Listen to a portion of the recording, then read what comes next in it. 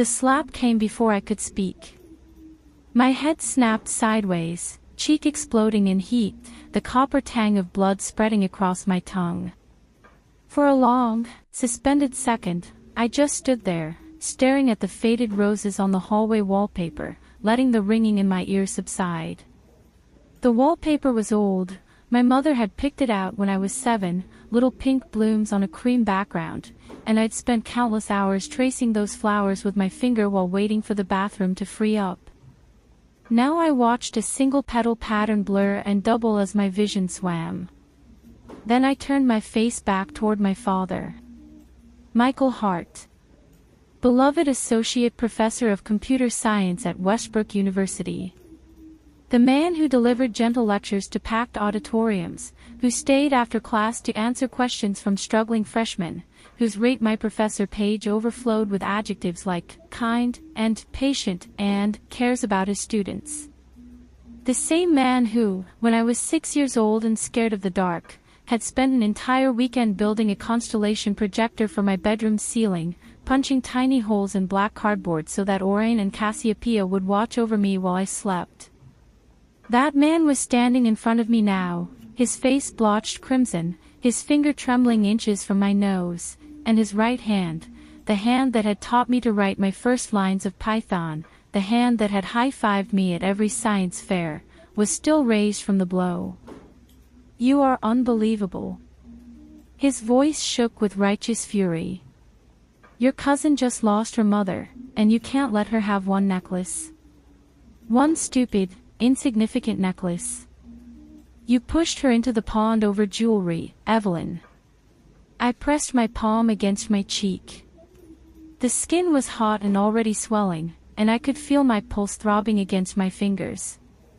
Later, I would stand in front of the bathroom mirror and watch the bruise bloom, purple and yellow and ugly, a perfect handprint spread across my cheekbone like a grotesque flower. Later, I would have to figure out how to cover it with concealer before school, how to angle my face away from teachers, how to answer Sophie's inevitable questions without crying. But right now, I just stood there, tasting the salt and iron on my tongue, and waited. Behind him, my mother appeared in the doorway, her eyes wild, her carefully styled hair coming loose from its clips. Catherine Hart normally spoke in measured, teacherly tones. She'd taught high school English for 20 years, and her classroom voice could calm a room full of rowdy sophomores in under 30 seconds, but now her voice scraped like broken glass. "If anything had happened to Vivian, if she'd hit her head on the stones, if she'd caught pneumonia, I would never forgive you. Never. Do you hear me? Are you even listening?" I was listening. I was also watching Vivian, who had materialized behind my mother, wrapped in a plush bath towel, her hair artistically dripping onto the hardwood floor. My towel. My bathroom. My shampoo, probably. I could smell the lavender scent from here, the expensive brand I'd bought with my own tutoring money and kept hidden behind the cleaning supplies because I'd learned that anything nice I owned would migrate to Vivian's shelves within a week.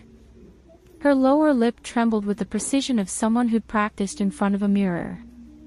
Her eyes, enormous, limpid, the color of expensive caramel, brimmed with perfect, photogenic tears. She'd been in this house for 3 months, and I'd watched her deploy that expression dozens of times, when she wanted seconds of dessert, when she needed an extension on homework, when she'd accidentally broken something of mine and needed to redirect blame. The tears never seemed to actually fall. They just accumulated, sparkling and decorative, like dew on a rose petal. "Uncle Michael," she whispered, her voice cracking on the second syllable with the precision of a stage actress, "please don't be angry at Evie. I know the necklace was special to her. She saved her scholarship money for months.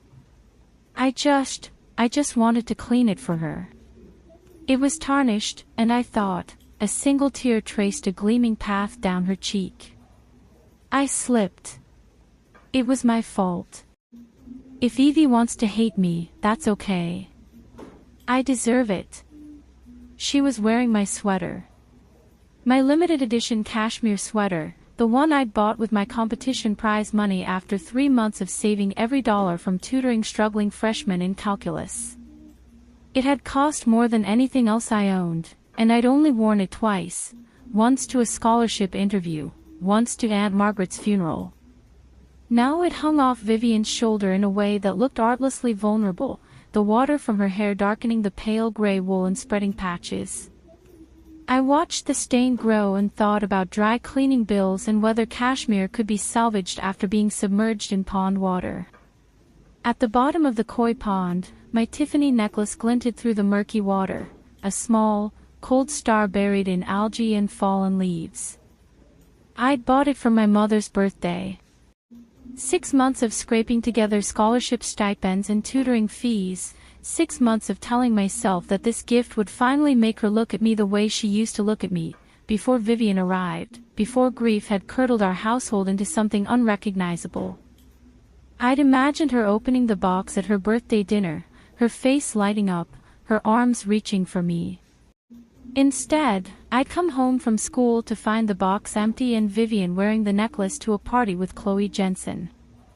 "Don't you dare defend her," my mother snapped, pulling Vivian into her chest with a ferocity that was almost violent.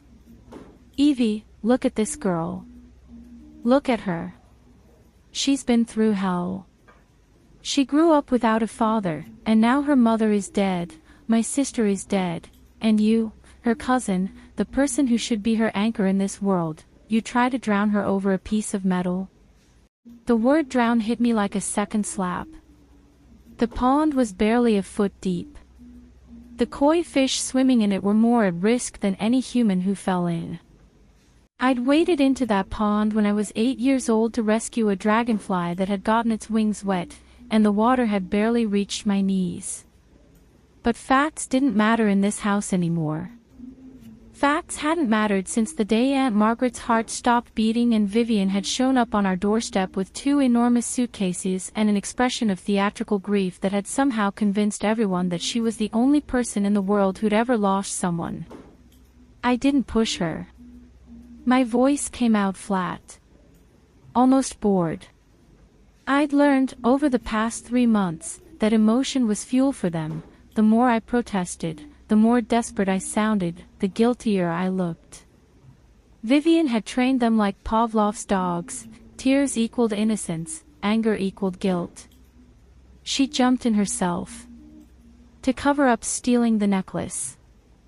Vivian's sob hitched with a precision that would have impressed me if I hadn't been so exhausted. "Evie, how can you say that? Why would I jump into freezing water in October?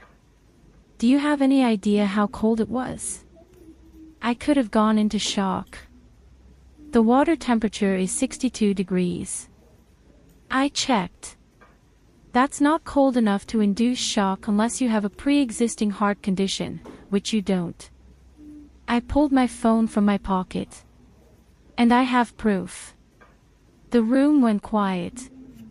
Not the comfortable quiet of a family sitting together after dinner, but the tense, brittle quiet of a courtroom before a verdict.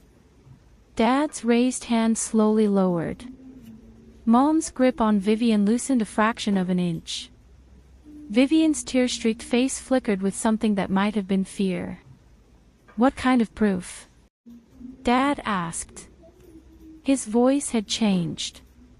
The righteous fury had developed a hairline crack, and through it, I could hear something else. Uncertainty, maybe, or the first tremor of doubt.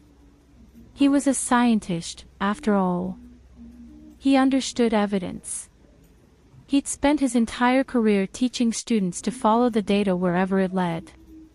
The problem was that he'd somehow walled off that part of his brain when it came to Vivian, creating a separate reality where evidence didn't apply and feelings trumped facts. A group chat. I opened my Photos app, tapped the screenshot, and held the phone out to him. Between Vivian and Chloe Jensen. Planning the theft 3 days ago. The chat was called Westbrook Glam Squad. 5 members, all from the popular clique that had ruled our high school's social hierarchy since freshman year. Vivian had been absorbed into it within weeks of arriving at Westbrook High. Her grieving orphan story had turned out to be excellent social currency, and she'd leveraged it with the skill of a Wall Street trader. Dad took the phone.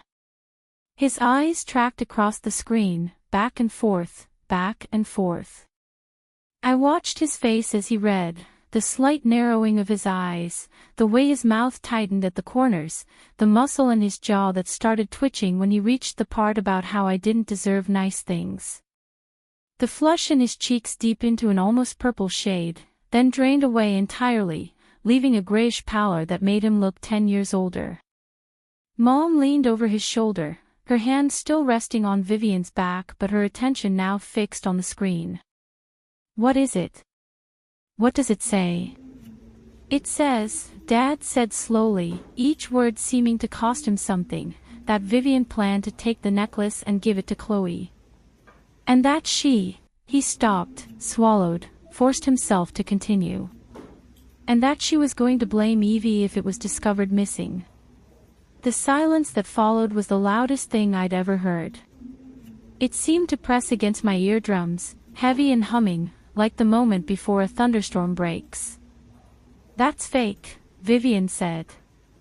Her voice had lost its tremulous, wounded bird quality. It was sharp now, edged with something that sounded almost like a threat. "She photoshopped it. Uncle Michael, you know Evie's good with computers, she could have faked those screenshots in 5 minutes. She's been trying to get rid of me since the day I arrived. She's jealous of me. She's always been jealous." "Photoshopped," I repeated. "In a group chat with 5 participants. All of whom have the original messages on their phones. Should we call Chloe and ask her to confirm? Or any of the other 3? Vivian's eyes flickered.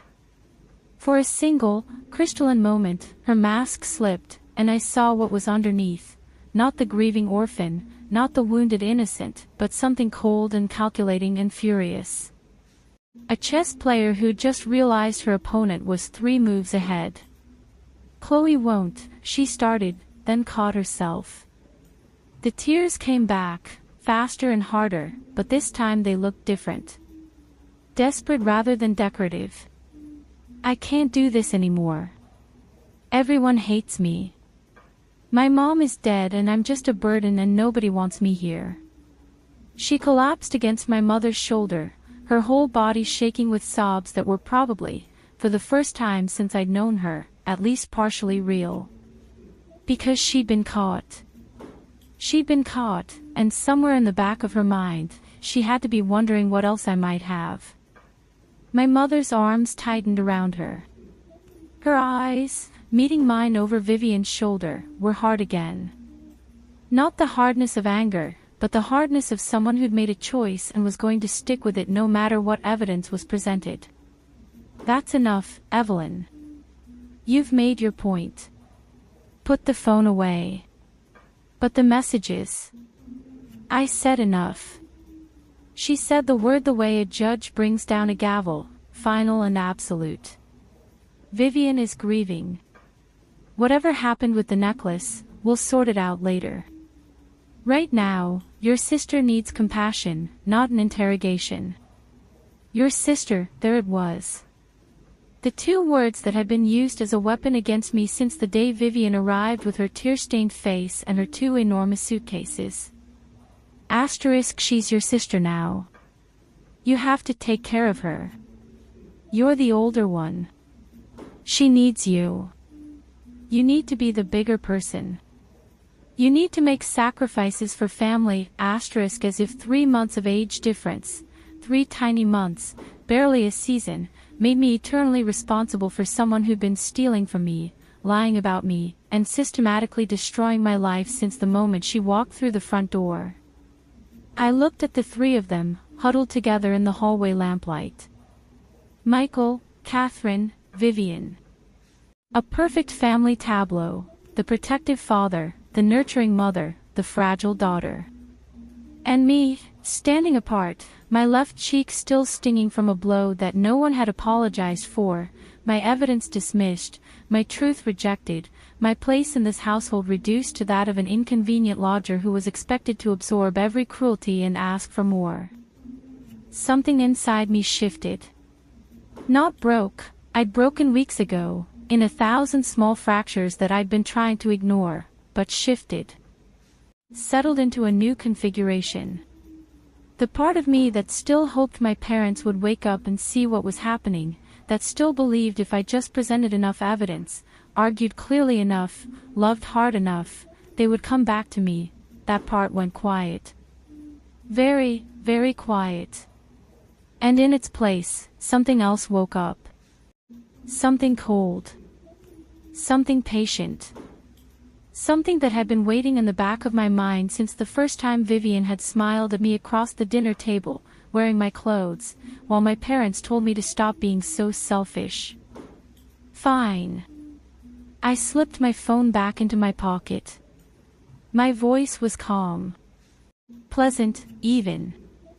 A stranger listening would have thought I was discussing the weather. Believe what you want. I turned and walked up the stairs, past the second floor where my old bedroom, now Vivian's sanctuary, glowed with fairy lights and smelled of her lavender diffuser, up the narrow attic stairs with their creaking treads and peeling paint, into the cramped, sloped ceiling space that was now mine. I closed the door. I locked it. I pressed my forehead against the rough wood and took a breath so deep it made my ribs ache. Then I walked to my desk, opened my laptop, and began to plan. The attic had been my exile, but tonight it became something else. My war room. My command center. The place where I would build the weapon that would end this. The space was barely habitable, a twin mattress on a metal frame that squeaked whenever I shifted, a folding table from the garage whose surface was scarred with old paint stains and coffee rings, a garment rack that held the few clothes Vivian hadn't appropriated. The sloped ceiling was so low I couldn't stand upright without cracking my skull on a beam, and the insulation was so patchy that in winter, I could see my breath. But I'd made it mine. The walls were covered with printouts, competition certificates, honor roll letters, a poster of the MIT Great Dome that I'd ordered online and stared at every night before I fell asleep. And my laptop. My beautiful, custom-built machine, assembled from parts I'd bought with tutoring money and competition prizes. 16 gigabytes of RAM, a terabyte solid-state drive, a processor fast enough to train neural networks. I'd installed a Linux partition alongside the stock operating system, a full suite of penetration testing tools, a network analyzer, and enough encryption software to make a federal agency nervous. This machine wasn't just my computer. It was my real bedroom, my real home, the one place where I had absolute control. I sat down and opened a new terminal window. The screen glowed pale blue in the dim attic light, a cursor blinking steadily, waiting for instructions. The thing about being called a computer science prodigy is that people fundamentally misunderstand what it means. They think it's about being good at math. They think it's about having a natural affinity for logic puzzles, or being able to memorize syntax, or writing code faster than other people. Those things are true, as far as they go. But the real skill, the thing that separates the top fraction of a percent from everyone else, is something different. It's the ability to see systems. Not just computer systems, but all systems. Social dynamics, institutional hierarchies, family politics, rumor networks, incentive structures. Every system has rules, inputs, outputs, pressure points, and vulnerabilities.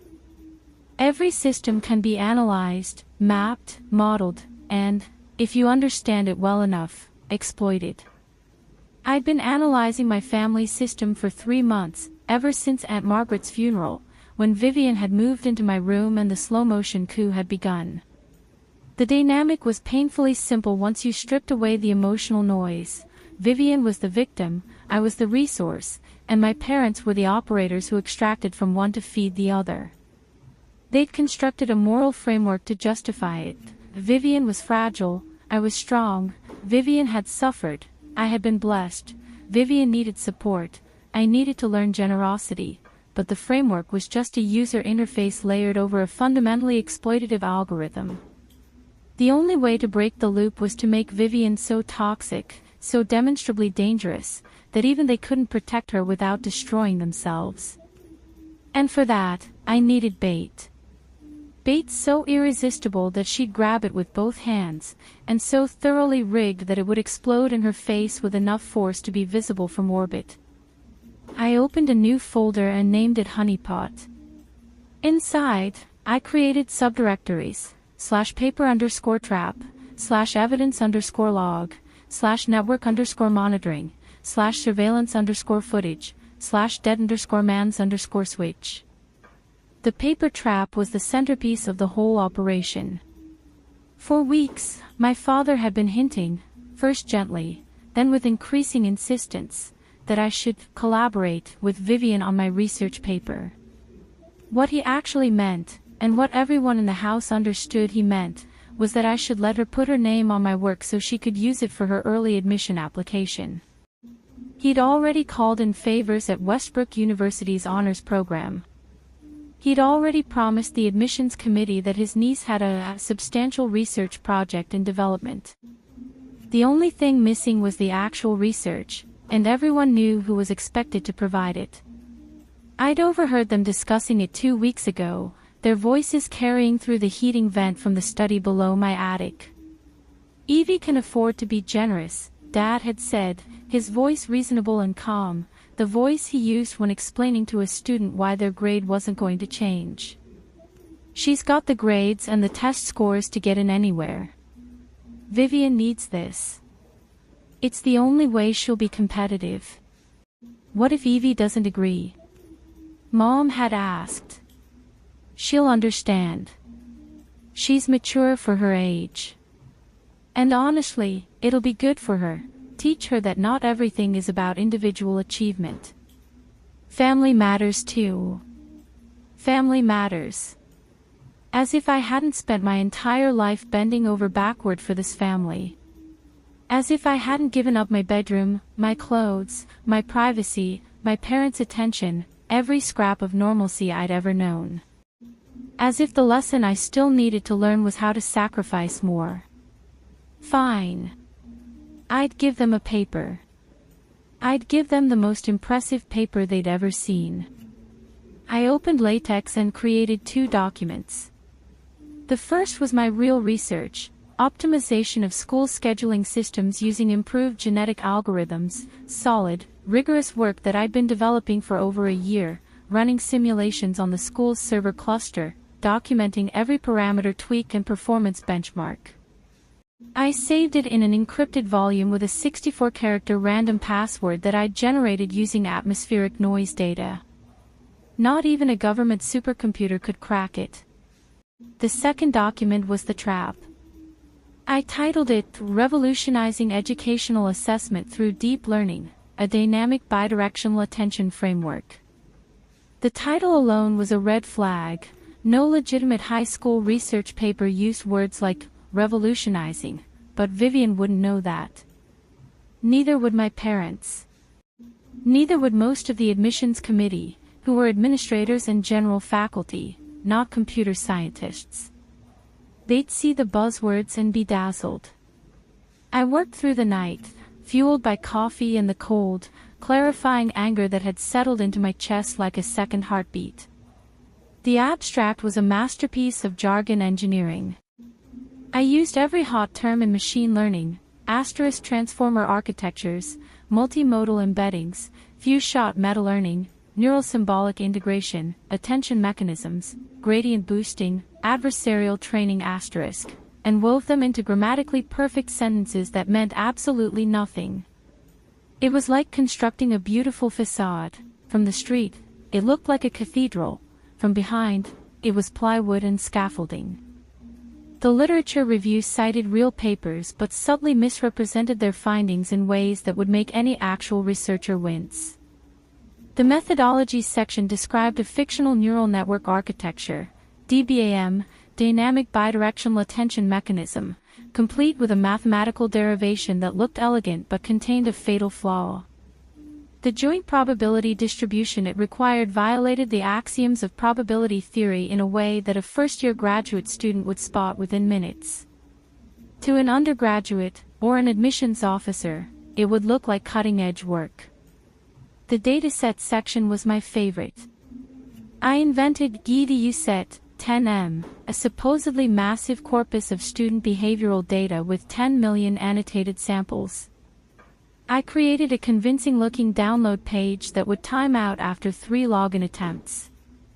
I fabricated citation metrics, data collection protocols, even an ethics board approval number that led to a dead-end voicemail box I'd set up through a VoIP service. I spent 2 hours making fake charts in Python, beautiful visualizations showing performance improvements that didn't exist, confusion matrices that I generated from random noise, ROC curves so perfect they were physically impossible. The code appendix was the final touch. I built a real GitHub repository under a burner account with a name that couldn't be traced back to me.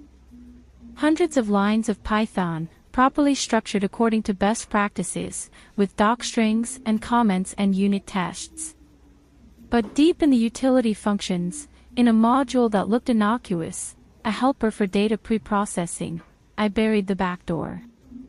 If anyone cloned the repository and ran the training script, the code would quietly connect to a server I controlled and upload the user's IP address, device information, file directory, and a timestamp. It would also embed an invisible digital watermark in any output files, linking them permanently to the machine that had created them. By the time the sun came up, painting the attic's small window in shades of rose and gold, the trap was complete. The paper was 42 pages of gorgeous, polished, utterly fraudulent scholarship. I saved it as early_admission_final_paper.pdf and placed it in a prominent folder on my desktop, surrounded by other plausibly named files, personal_statement_draft.docs, application_checklist.txt, recommendation_letters_scan.zip. Then I wrote the trigger script. If anyone copied the paper to a USB drive, emailed it to an external address, or opened it on a device with a MAC address that didn't match mine, my server would receive an alert and begin logging every action they took. The script would run silently in the background, invisible to the user, collecting data points like a patient spider. I leaned back in my chair, my eyes burning from staring at the screen, my shoulders aching from hunching over the keyboard. The attic was freezing, the November cold had seeped through the old window frames, and my fingers were stiff. Downstairs, I could hear the sounds of the household waking up, water running in the bathroom, the clatter of breakfast dishes, my mother's voice calling Vivian's name with a tenderness that still, after everything, made something in my chest ache. Somewhere in this house, Vivian was waking up in my old bedroom, stretching under my old comforter, preparing for another day of being the beloved, tragic, blameless daughter. She had no idea what was waiting for her. She thought she was winning. Sweet dreams, cousin. Your gift is ready. The next weeks were a masterclass in patience. I watched Vivian circle the bait like a shark who smelled blood in the water but hadn't yet located the source. Every few days, she'd find a reason to bring up my paper, at dinner, in the hallway, through carefully casual text messages that she thought disguised her desperation. "Evie, I heard Uncle Michael talking about your research.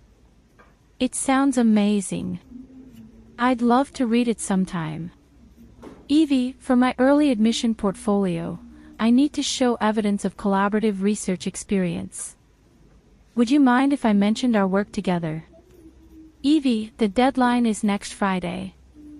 I really need something to submit. Please. We're family. Family helps each other." Each time, I deflected. Almost done. Still polishing the conclusion. I'll send it when it's ready. I'd learned to lie from watching her, and I was getting good at it. The key was to sound reluctant but not hostile, cooperative but not eager. I wanted her hungry. I wanted her frustrated. I wanted her desperate enough to do something stupid. Meanwhile, the war on my reputation continued. The anonymous Instagram account, @Westbrook_truths, posted new revelations every few days, each one calibrated to chip away at my credibility. Did you know Evelyn Hart paid someone to take her SAT practice tests? Did you know Evelyn Hart's research was actually done by her father? *, did you know Evelyn Hart's cousin is terrified of her? She's been bullying her non-stop since the mom's funeral. *, the posts were just plausible enough to be believed, just vague enough to be unverifiable, just cruel enough to hurt. I traced the account in under an hour. The login IPs clustered around Chloe Jensen's house and the school's C-Wing Wi-Fi network. The posting schedule lined up perfectly with the school day. Posts appeared during lunch period, during free periods, during the window when I knew Vivian and Chloe had study hall together. The language patterns matched Vivian's texting style with forensic precision, the overuse of question marks, the habit of putting words like actually and obviously in quotation marks, the specific and consistent misspelling of jealous as jealous.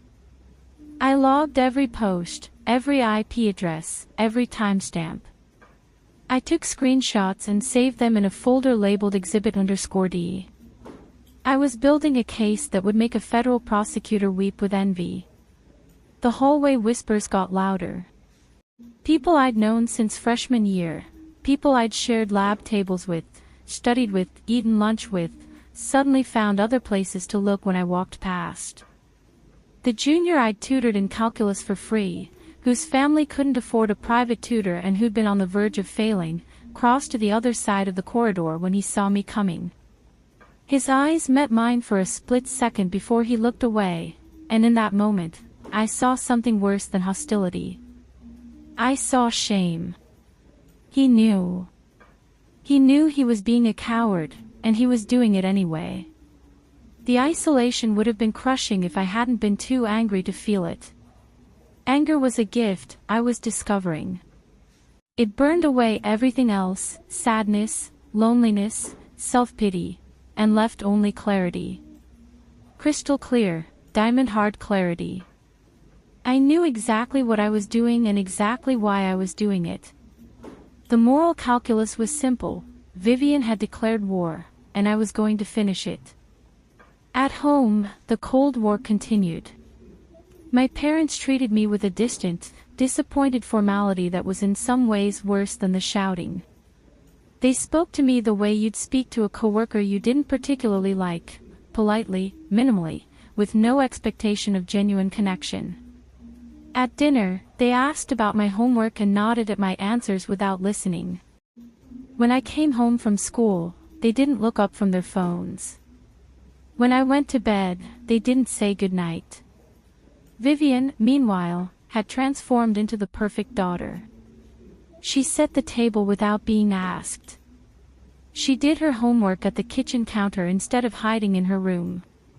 She called my parents Uncle Michael and Aunt Catherine in a voice that trembled with manufactured gratitude. Every time she said, "I don't know what I'd do without you two," I watched my parents' hearts crack open a little wider, spilling their contents at her feet. It was a Thursday afternoon when the trap finally sprang shut. I came home from school earlier than usual. My physics study group had been cancelled because half the members were now refusing to be in the same room as me, and found my attic door open half an inch. I always closed it completely. Always. The gap was barely perceptible, but I trained myself to notice details like that. It was the kind of thing that kept you alive in the world I'd been forced to inhabit. I didn't go in immediately. Instead, I pulled out my phone and checked the feed from the hidden camera I'd installed 2 weeks earlier, a repurposed webcam tucked into a cardboard box on my bookshelf, surrounded by old textbooks, angled to capture the entire room. The footage was stored locally on a micro SD card and backed up to my encrypted cloud every hour. The video showed Vivian entering my room at 2:17 p.m., her eyes darting around like a burglar casing a jewelry store. She tried my laptop password 3 times. I watched her fingers type, password. Denied. Evelyn 123. Denied. Vivian sucks. Denied. The third attempt made me laugh out loud, a sharp, surprised sound that echoed in the empty hallway. Even while breaking into my room, she couldn't resist projecting her own pettiness onto me. After the password attempts failed, she'd searched my desk drawers, carefully, returning everything to its original position with the precision of someone who'd done this before. She checked my closet, riffling through my hanging clothes, checking pockets. She'd looked under my mattress, behind my books, even inside my pillowcase. She'd found nothing. The encrypted volume with my real paper was invisible, and the decoy paper sat tantalizingly on my desktop, locked behind a login screen she couldn't crack. I saved the footage to my evidence folder, added a time-stamped entry to my log, and made a decision. It was time to make the bait accessible. She'd done the hard part already, proving her intent, proving her willingness to violate my space, proving that she was exactly the person I knew she was. Now I just needed to give her what she wanted. That evening at dinner, I waited for a lull in the conversation. Vivian had been describing her passion for educational equity with the kind of rehearsed sincerity that made me want to gag, and said, as casually as I could manage, "Hey Dad, you wanted to see my paper, right? The final version is on my laptop. It's in the college apps folder, called early_admission_final_paper.pdf. I left my laptop unlocked if you want to take a look tonight." Dad nodded absently, his attention already drifting back to his phone. "Sure, I'll check it out later." "Thanks, Evie." Vivian didn't look up from her plate. But I saw it, the micro-expression, the almost imperceptible tightening of her jaw, the way her fork paused for half a beat before continuing its journey to her mouth. She'd heard me. She'd registered that my laptop was unlocked. She was already calculating when she could get to it. I finished my dinner, excused myself, and went back to the attic. That night, I stayed awake, monitoring my network traffic from under the covers, my laptop screen dimmed to its lowest setting. The house settled into silence around midnight. My parents' bedroom light went out at 11:15, and Vivian's at 11:45. I waited. My heart was beating slowly, steadily, the heart rate of someone who'd already made peace with what was about to happen. At 1:34 a.m., a device connected to the home Wi-Fi network, Vivian's laptop, identified by its MAC address. 2 minutes later, a USB drive was mounted. The file transfer began. My server pinged. A notification appeared on my screen, green text on black background, *alert, file opened on unauthorized device. MAC address, F8-4D89, XXXXXX. IP address, 192.168.1.7.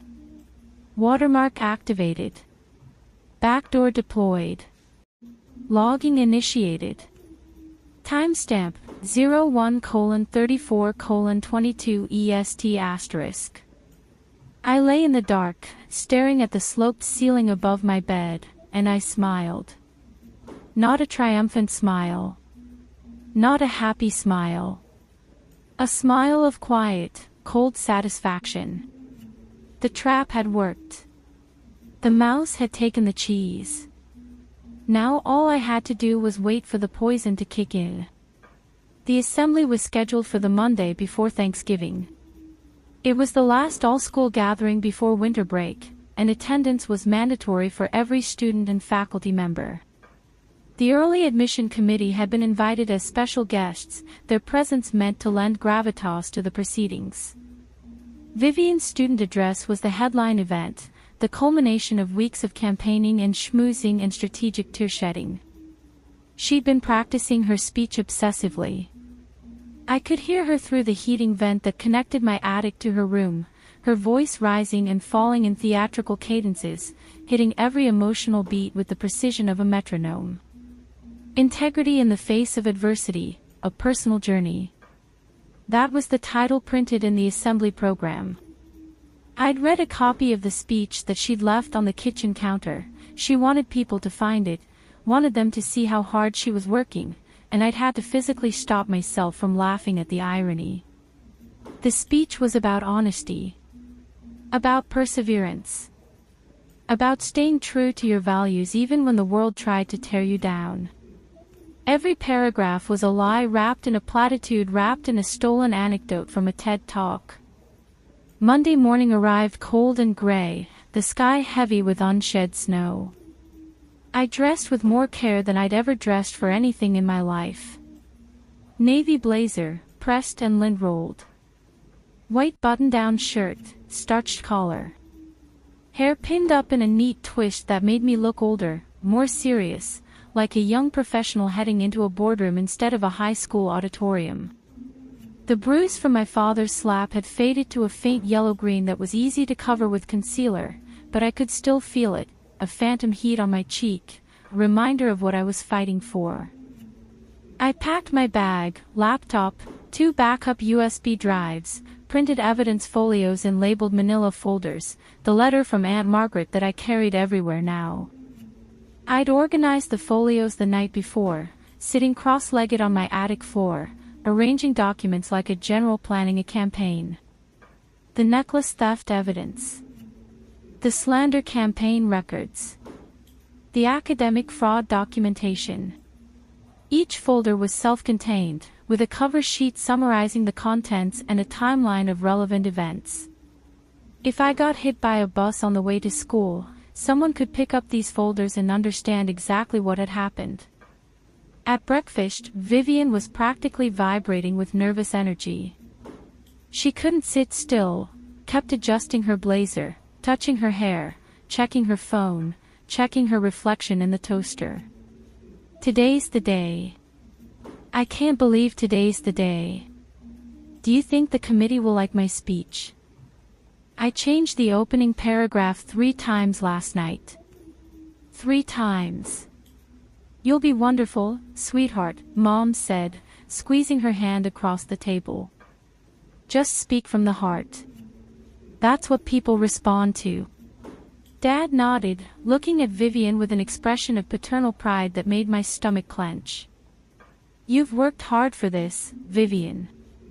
Harder than anyone I know. You deserve every bit of it. I ate my toast in silence, watching the 3 of them. A family, celebrating their daughter's big moment. Mom had made a special breakfast, French toast with powdered sugar, Vivian's favorite, and was already dabbing at her eyes with a napkin, overcome with emotion. Dad had put on his best suit, the one he usually reserved for academic conferences and commencement ceremonies. They were so proud. So full of hope. So utterly, catastrophically wrong about everything. I was the ghost at the table, invisible and already half gone. None of them looked at me. None of them asked if I was nervous about anything, if I had any big moments coming up, if I needed any support. I'd stopped expecting it weeks ago, but the absence still ached like a healing bruise, dull and persistent and always there if I pressed on it.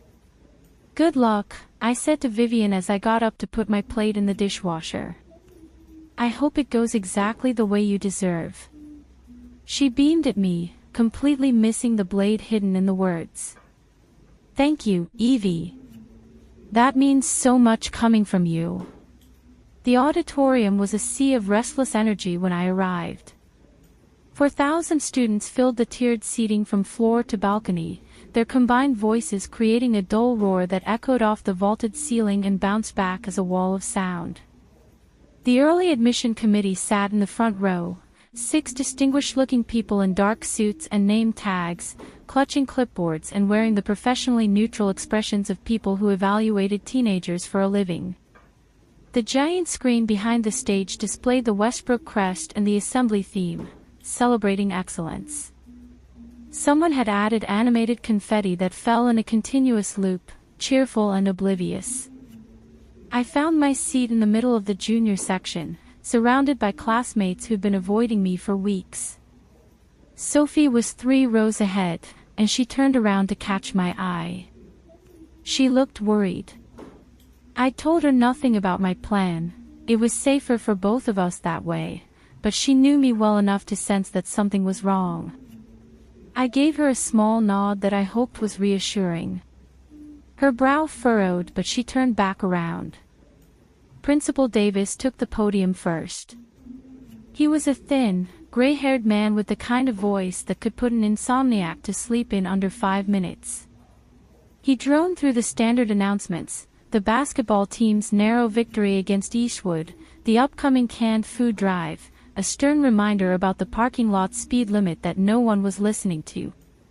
The audience rustled and whispered and checked their phones. Somewhere in the balcony, someone dropped a water bottle that clattered down 3 rows of seats. Then Principal Davis said the words everyone had been waiting for. And now, one of our outstanding early admission candidates will share some reflections with us. Please join me in welcoming Vivian Shaw. Applause erupted, louder and more enthusiastic than anything the basketball team had received.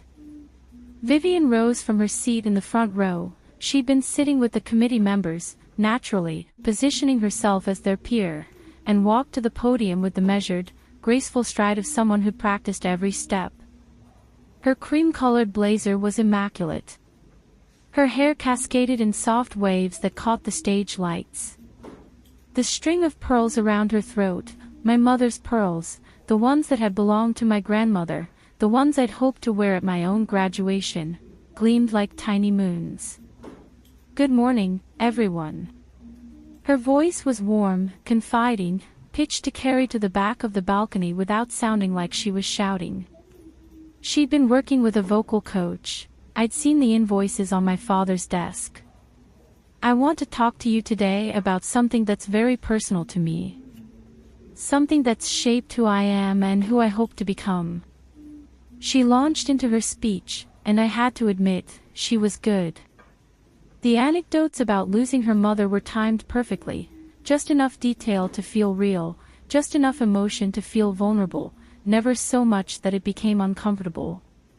She described the dark days after the funeral with the practiced vagueness of someone who'd never actually experienced them. She talked about finding strength in the love of my incredible family, who took me in when I had nothing and showed me what unconditional support really means. My mother was openly weeping in the 3rd row. My father was beaming, his chest literally puffed out with pride. Around me, students who'd been bullying me for weeks were dabbing at their eyes. The disconnect between what I was seeing and what I knew to be true was so vast it felt almost psychedelic. I was watching a performance, a brilliantly executed, utterly hollow performance, and everyone around me was treating it as gospel. For one vertiginous moment, I understood how conspiracy theorists felt, the desperate, lonely certainty that you were the only person who could see through the illusion. Then I checked my phone. The script was running. The timer was counting down. 60 seconds. And so, as we looked toward our futures, Vivian concluded, her voice rising to its final crescendo, let us remember that our character is defined not by what we achieve, but by how we achieve it. Not by the awards on our shelves, but by the people we lift up along the way. Not by the praise we receive, but by the truth we live. Thank you. She stepped back from the podium, chin lifted, eyes bright with tears of self-congratulation. The applause began. It built. It swelled. People were standing. My mother was standing. My father was standing. The early admission committee was nodding approvingly and making notes on their clipboards. The applause was still rising when the screen behind Vivian flickered. The Westbrook crest vanished. The animated confetti disappeared. For one long, suspended second, the screen was black. Then white text appeared, stark and burning against the darkness. The truth about Vivian Shaw, an evidence file. The applause died in a single, collective gasp, 4,000 people inhaling at once, the sound like a wave retreating from shore.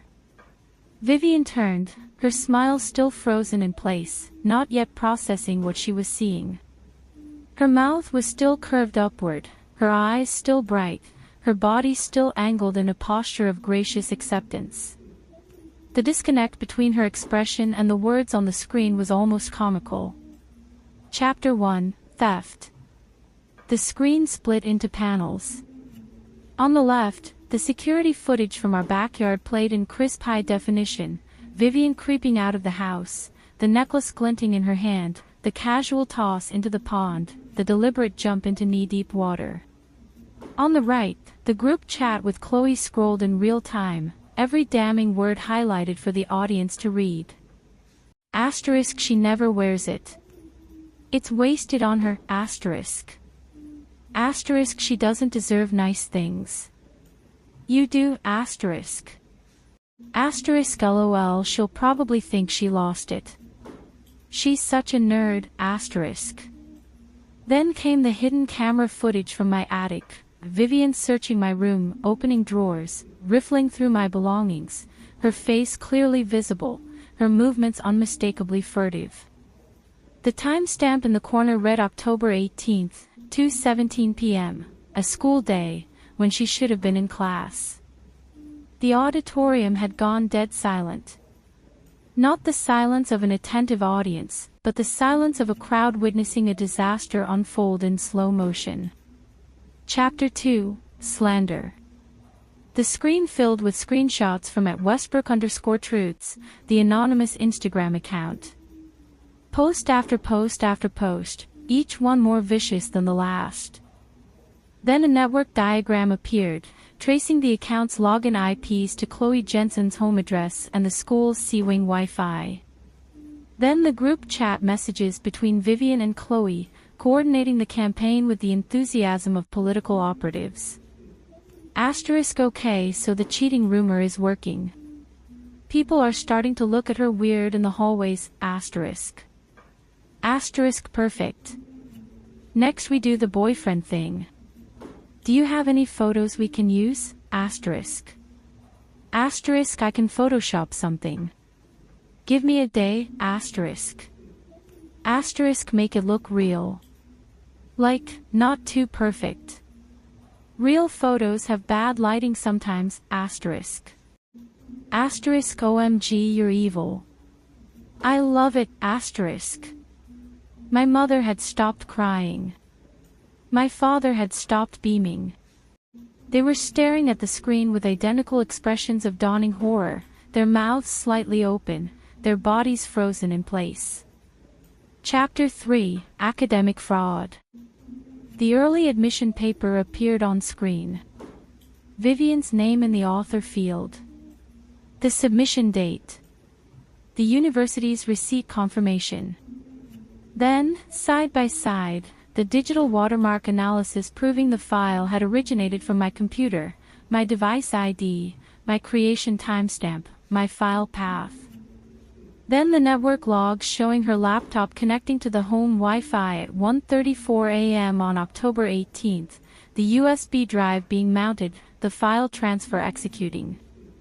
Then, in a smaller window, the forensic breakdown of the paper's deliberate errors. The impossible mathematical derivation, highlighted in red. The non-existent dataset, its download link leading nowhere. The backdoored code repository, with a diagram showing exactly how the trap had been constructed. A professional-looking annotation explained each finding in clear, accessible language. The audience was no longer silent. A low murmur had begun, growing louder by the second, like water coming to a boil. Someone in the balcony shouted, "What the hell?" A teacher in the front row had her hand over her mouth, her eyes wide. The early admission committee members had stopped taking notes. Their clipboards lay forgotten in their laps. And then, the final piece. The hidden camera footage from my attic. Vivian, sitting at my desk, my laptop glowing in front of her, her face illuminated with an expression of pure, undisguised triumph. Her voice, recorded in crystalline clarity, filled the auditorium through the same speakers that had just carried her speech about integrity and truth. "This paper is perfect. Evie is so stupid. She actually left her laptop unlocked. By the time she figures out what happened, I'll already have her early admission slot and she'll be stuck taking the SATs like everyone else. God, I can't wait to see her face when she realizes. I'm going to take a picture. I'm going to frame it." She laughed. The sound bounced off the auditorium walls, bright and careless and utterly damning. The silence that followed was absolute. 4,000 people, and not a single sound except the faint hum of the projector. Then chaos. Vivian stood at the podium like a statue that had been struck by lightning, still upright, but hollowed out, the life blasted from it. Her face had gone through an extraordinary sequence of colors, pink to white to a grayish, sickly green. Her mouth was open. Her hands were gripping the podium so hard her knuckles looked like they might break through the skin. That's fake, she's lying." Her voice came out as a croak, then a shriek, then a wail that didn't sound human. "She's a liar. She's always been a liar. She doctored that footage. She hacked my phone. She lunged. Not toward the wings, not toward the exit, but toward me, toward my seat in the third row, her hands hooked into claws, her carefully styled hair coming loose in wild hanks, her face contorted with a rage so pure and consuming it looked almost ecstatic. The pearls around her throat snapped, scattering across the stage like hailstones. Security caught her before she reached the stairs. 2 guards, plus a math teacher who'd been standing near the aisle, wrestled her to the ground. She fought them with an animal ferocity, kicking, scratching, spitting, and the screaming never stopped. A high, keening, inhuman sound that cut through the auditorium noise like a knife. My parents were frozen in their seats. Mom's hands were pressed over her mouth, her eyes streaming tears that looked different from the proud ones she'd shed during the speech. Dad's expression was blank, utterly blank, emptied out, like a house with all the lights turned off and all the furniture removed. He was staring at the screen, where the final frame of the evidence file still glowed, evidence package submitted to District Attorney and University Admissions Board. They didn't move. They didn't speak. They didn't run to Vivian, didn't try to help her, didn't try to explain or defend or intervene. They just sat there, frozen, as the daughter they'd chosen was dragged out of the auditorium in handcuffs, still screaming. I rose from my seat. The crowd parted around me, literally parted, students and teachers shuffling backward to create a path, as if I were carrying something contagious. The whispers followed me like a wake. Did you see that? Did she really do all that? Oh my God, the paper was fake. Evie set her up. Evie set her up and she walked right into it. Some voices were horrified. Some were awed. Some were afraid. None of them mattered. I walked up the aisle, past the early admission committee members who were now huddled in urgent consultation, past Miss Thompson who had tears in her eyes and was trying to catch my arm, past my parents who still hadn't moved, past the podium where Vivian had stood moments ago, believing she'd won. I walked to the wings, where Principal Davis was shouting at the AV teacher, his face the color of an overripe tomato. I can unlock the system, I said, my voice calm, almost pleasant. But I need everyone to understand that everything I showed was real. Verified. Documented. I have hard copies for the police. Principal Davis stared at me. His mouth opened. Closed. Opened again. He looked like a man who had aged 10 years in 10 minutes, who had just watched his carefully organized world collapse into rubble. You did this, he finally managed. This was you. I exposed a fraud that your admissions process was about to reward. Yes. That was me. On purpose. The whole thing was, you planned this. For how long? Long enough. He didn't have a response. There wasn't one. I unlocked the system. The screen went back to the Westbrook crest, the animated confetti resuming its cheerful, oblivious loop. The auditorium slowly, chaotically emptied, students herded out by shell-shocked teachers who kept glancing back at the stage as if expecting another explosion. I gave my statement to the police in a small, windowless office off the main hallway, presenting my evidence in labeled folders, walking the officer through every piece of documentation with the patience of someone explaining a complex algorithm to a novice. She was a tired-looking woman with kind eyes and short gray hair, a name badge that read, Officer Reyes, and a demeanor that suggested she'd seen just about everything the world could throw at her. Even she looked shaken by the time I was done. She held up one of the folders, the academic fraud documentation, and shook her head slowly. How old are you? She asked. 17. Most 17-year-olds who get bullied just suffer through it. Or they lash out. Start a fight in the cafeteria. Post something angry online. Key someone's car. I'm not most 17-year-olds. No. She studied me for a long moment, her eyes moving from my face to the folders on the table and back again. You'd make a hell of a prosecutor. I'm going into computer science. She almost smiled. Even scarier. The aftermath was quieter than I'd expected, and somehow more painful than the explosion itself. The early admission committee revoked Vivian's candidacy within hours and flagged her application in a national database shared by over 400 universities. The district attorney's office opened an investigation into the theft, the defamation, and the academic fraud. Chloe Jensen was suspended indefinitely and facing a disciplinary hearing that would almost certainly result in expulsion. The anonymous Instagram account was deleted within minutes of the assembly ending, but I'd already archived every post, every comment, every IP address. My parents became ghosts in their own house.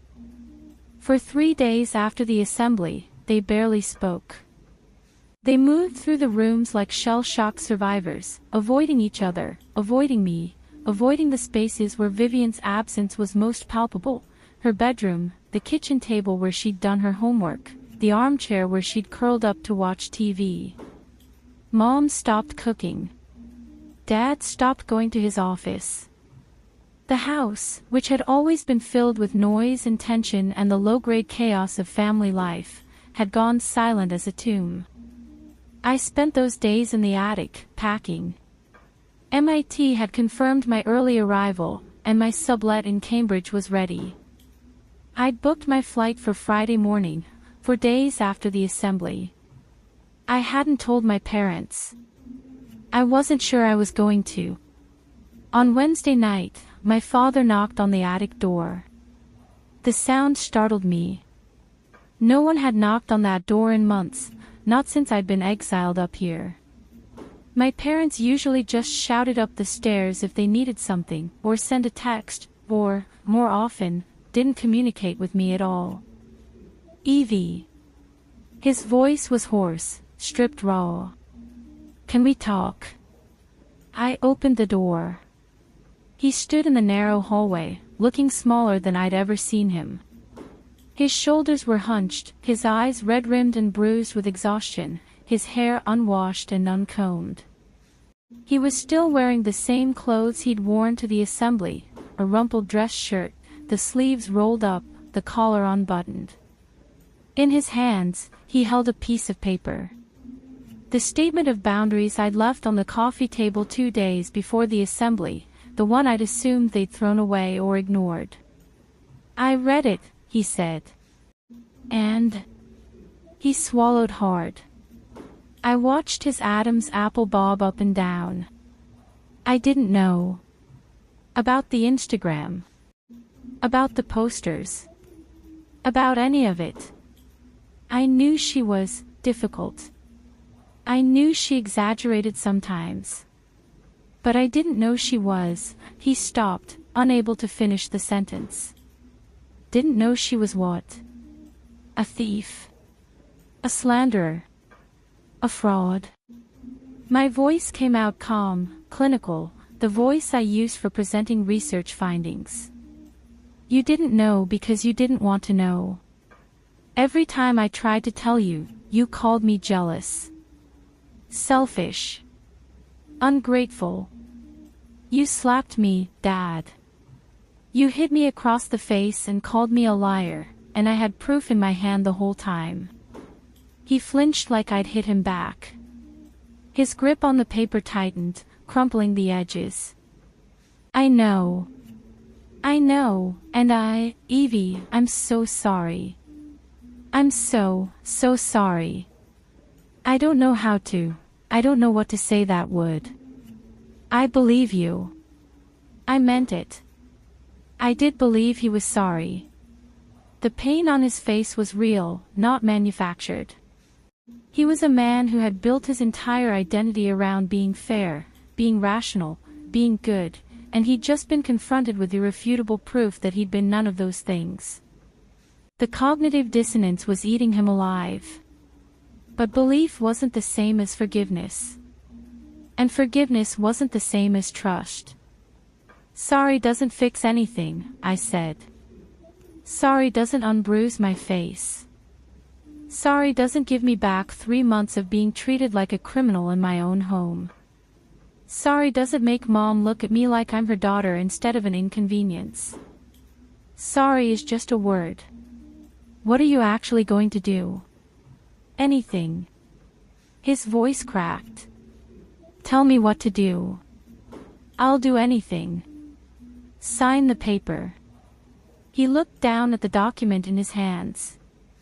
I drafted it carefully, with help from a pro bono lawyer I'd found through a victims advocacy organization. It wasn't a legal disownment, you couldn't legally disown a minor, and I wasn't trying to sever every tie forever. It was a statement of boundaries. An acknowledgement that from this point forward, I was making my own decisions about my education, my career, and my life. They could be part of that life, if they wanted to, but only if they respected those boundaries. No more guilt trips. No more, do it for Vivian. No more treating me like the spare child. "This says you're leaving," he said. "That you're making your own decisions from now on. That we can't. That you can't guilt me into sacrificing myself for someone else anymore." "Yes. That's what it says. And if I sign it, then I'll still leave. I was always going to leave. But maybe someday I'll come back." I met his eyes. They were the same color as mine, a dark brown that looked almost black in low light. I'd always been told I had my father's eyes. "If you don't sign it, I'll leave anyway. And I won't come back. Those are the options." He signed. His hand shook so badly the signature was barely legible, a jagged scrawl of ink that looked more like a seismograph reading than a name. When he was done, he set the pen down on my desk with the careful precision of someone handling explosives, and he looked at me with an expression I couldn't quite name. Grief, maybe. Shame. The beginning of something that might, with time and distance and a lot of work, become understanding. "Where will you go?" he asked. "MIT. I was accepted to their summer research program 6 months ago. Full scholarship. I applied in secret and I didn't tell you because I was afraid you'd use it as an excuse to take away my early admission slot and give it to Vivian. I paused. I was right to be afraid. His face crumpled. It was the only word for it, the way his features seemed to collapse inward, the way his shoulders sagged, the way his breath came out in a shudder that was almost a sob. He didn't try to defend himself. He didn't try to explain. He just stood there, my signed boundary statement on the desk between us, and let the weight of everything he'd done settle onto his shoulders. "MIT," he finally said, his voice barely a whisper. "That's, Evie, that's incredible. That's," he stopped. Swallowed. "I'm proud of you. I know I have no right to be. I know I forfeited that right. But I am. I'm so proud of you." I didn't say thank you. I wasn't ready to say thank you. But I didn't tell him to leave either. We stood there for a long moment, father and daughter, separated by a folding table and an ocean of hurt, and then he turned and walked back down the attic stairs, his footsteps slow and heavy. Friday morning, I stood in the international terminal at the airport, 2 suitcases at my feet and my laptop bag slung across my shoulder. Sophie had insisted on coming to see me off, and she'd been crying since we got out of the car.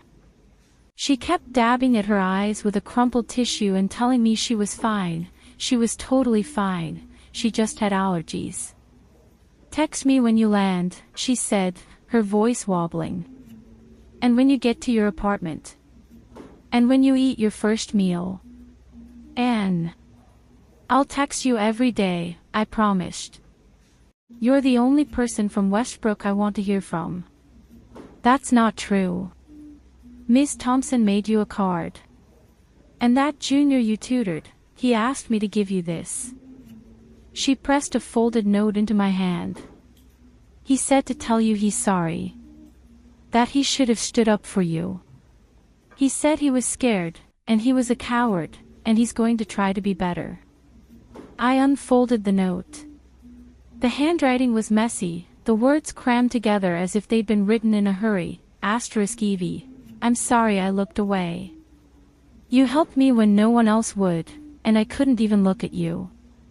I'm going to try to be braver. Thank you for everything. Marcus*. I folded the note carefully and tucked it into my jacket pocket, next to Aunt Margaret's letter. "Tell him I said thank you. And that being brave is a skill. He can practice." My phone buzzed. A text from an unknown number, *you think you've won. You haven't. This isn't over. You destroyed my life and I will make you pay if it's the last thing I do. I deleted the message without responding. Vivian was out on bail, staying with a court-appointed guardian while the legal process ground slowly forward. She'd find a new target eventually, people like her always did. But I wouldn't be there to be targeted. I'd be 3,000 miles away, building a life she couldn't touch. "I have to go," I said to Sophie. She hugged me so hard my ribs ached. "You're going to be amazing. You're already amazing. You're the most amazing person I've ever met. You're pretty amazing yourself."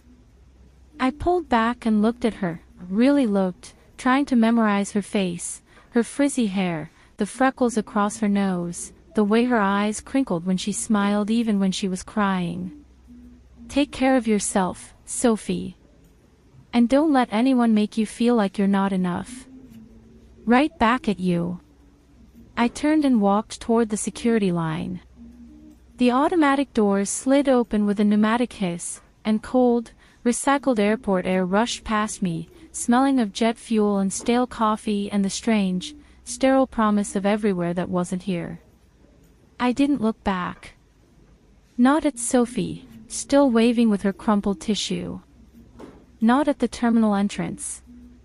Not at the city skyline visible through the giant windows, gray and familiar and already fading into the distance. I just kept walking.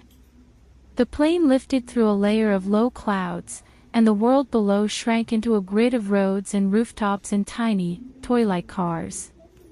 I pressed my forehead against the cold window and watched until there was nothing left to see but the white expanse of cloud tops stretching to the horizon. Aunt Margaret's letter was in my jacket pocket, the paper worn soft as cloth from being folded and unfolded so many times. My dearest Evie. Asterisk, if you're reading this, I'm gone. I'm sorry I didn't have more time with you. I'm sorry I couldn't protect you from what I knew was coming. I'm sorry for so many things that I don't have the space to list, and for all the things I should have done differently and didn't. Asterisk. Asterisk, Vivian is my daughter, and I loved her with everything I had, right up until the end. But I also knew her. I knew what she was capable of. I tried to teach her kindness. I tried so hard. Evie, you have to believe me, but some people come into this world hungry in a way that can't be filled, and she was one of them. That's my burden to carry, not yours. It was never yours. Asterisk. Asterisk, what I need you to know, what I need you to carry with you always, is this: you are not the designated sacrifice. You are not the strong one who has to carry everyone else. You are not the backup plan or the safety net or the person who absorbs damage so others don't have to feel it. You are a brilliant, fierce, extraordinary young woman, and you deserve a life that's entirely your own. Asterisk. Asterisk, don't let anyone convince you that your value lies in what you can give up for others. It lies in what you can become. Your mind, your heart, your stubborn, beautiful refusal to be small, these are gifts. Protect them. Nurture them. Use them to build something amazing. Asterisk. Asterisk, I've left you a little money. It's not much, a teacher's pension doesn't go far, but it's yours, and no one else can touch it. Use it to go somewhere wonderful. Use it to build the life you deserve. Asterisk. Asterisk, I'll be watching. I'll always be watching. And I'll always, always be proud of you. Asterisk. With all my love. Aunt Margaret. Below the clouds, the Atlantic glittered in the winter sun, vast and cold and indifferent. I closed my eyes and let the Anghine's hum carry me forward, away from Westbrook, away from the pond and the attic and the assembly and the faces of my parents frozen in their seats, away from everything I'd survived, toward everything I hadn't yet become. I didn't know what waited for me in Boston. I didn't know if I'd succeed at MIT or crash and burn, if I'd make friends or stay solitary, if I'd ever be able to trust anyone again. But for the first time in months, the uncertainty didn't feel like dread. It felt like freedom. 3 years passed. I learned the rhythms of MIT, the all-nighters in the lab, the coffee that tasted like battery acid but kept you going, the professors who pushed you harder than you thought you could be pushed and then showed you that you could take more. I published my first paper as lead author when I was 19, a piece on privacy-preserving machine learning that got accepted at a top-tier conference and earned me a standing ovation from a room full of people who'd never stood for anyone. I made friends, real friends, the kind who didn't flinch when things got hard. I dated, badly at first and then better. I called Sophie every Sunday, and she told me about Columbia and her journalism dreams and the boy in her ethics class who couldn't stop talking about Kant. I thought about my parents often. More often than I wanted to.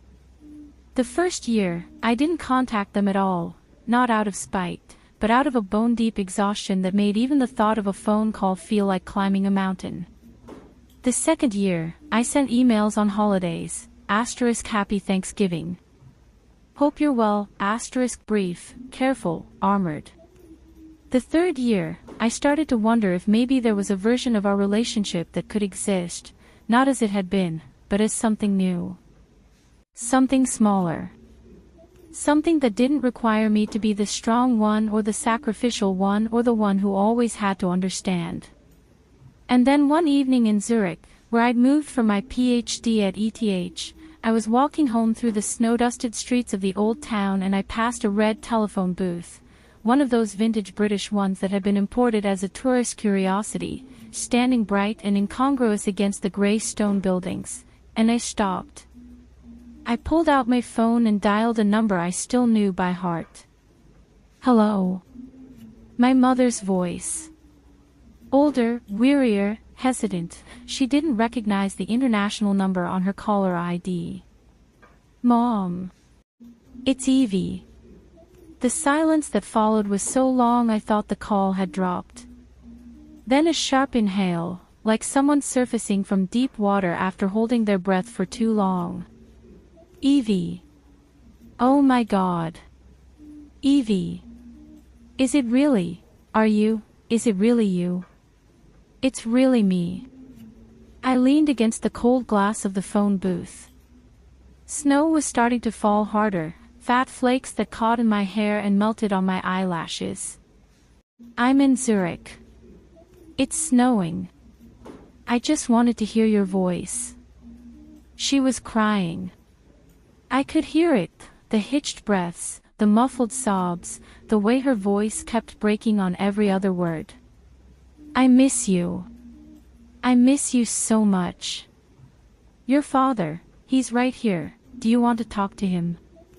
We've been so worried. We didn't know if you were okay.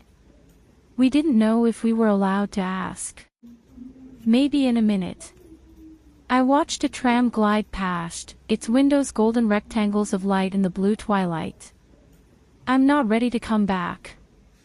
I don't know when I will be. But I wanted you to know, I'm okay. I'm doing really well. My research is going well. I have friends.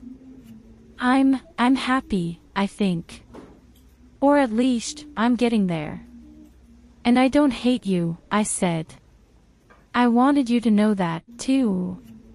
I did, for a while. I hated you both so much I couldn't breathe. But I don't anymore. It's too heavy. I had to put it down. The sound she made was half laugh, half sob. Thank you. Thank you, Evie. We don't deserve. Probably not, I said, but I said it gently. But I'm working on it. That's all I can do. We talked for 20 more minutes, the longest conversation we'd had since before Vivian came. She told me about her garden. She'd planted roses where the koi pond used to be, drained and filled in, because neither of them could look at it anymore. She told me about Dad's new research project, a collaboration with a colleague in Berlin that had reinvigorated him after a long, gray period of doing the bare minimum. She told me about the neighbor's cat, a fat orange tabby who'd started sneaking into their yard and sleeping in the sun. She didn't mention Vivian, and neither did I. Some wounds were still too raw to touch. When I finally hung up, the snow had blanketed the streets in a layer of clean white, erasing every footprint, making the old city look new again. I stood there for a long time, my phone clutched in my hand, snow piling up on my shoulders, and I felt something shift inside me. Not forgiveness, I wasn't there yet, and I wasn't sure I ever would be. But something adjacent to forgiveness. A willingness to leave the door unlocked. I walked home through the silent city, my hands in my pockets, Aunt Margaret's letter still tucked in my coat where it had lived for 3 years. The story wasn't over. Stories like this were never really over. But I'd written myself a new beginning, and I was still writing. Chapter after chapter, page after page, building a life that belonged only to me. And that was enough. That was more than enough.